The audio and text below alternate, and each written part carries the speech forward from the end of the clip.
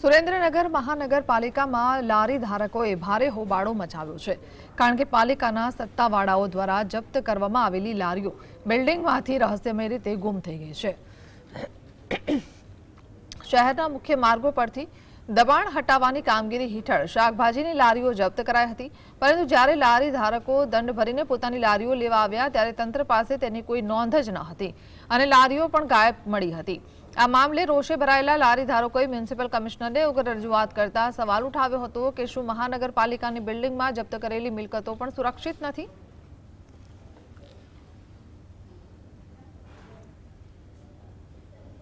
લારી મને મળી ગઈ છે, મને આ બીજી લારી આપવામાં આવી હતી ને મને અનુરોધ થયું ને એટલે હું મેં મીડિયાવાળાને બોલાયા, મારી લારી મને પરત મળી ગઈ છે। અત્યારે આ લારી મારી છે, અને ઓલી લારી મને પરત આપું છું પાછી।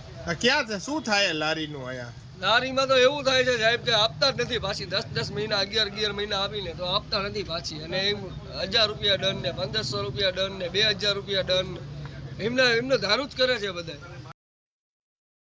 લારી ભરું છું, મારી લારી મયુરસિંહ મોહબ્બતસિંહ લઈ ગયા હતા, લેવા આવ્યો તો મને 7000 રૂપિયાનો દંડ કીધો। તું લારી અહીંયા જોઈને અત્યારે તો લારી હે જ નહીં, નવી રહીને વેચી નાખે, જૂની લારી આપે। જો આ ભાઈ સાક્ષી છે, આની લારી જઈતી ને એની બીજી લારી આપી, જો નામ જગ્ગાભાઈ શીખે લખ્યું છે, એ આ ભાઈને પૂછી લો।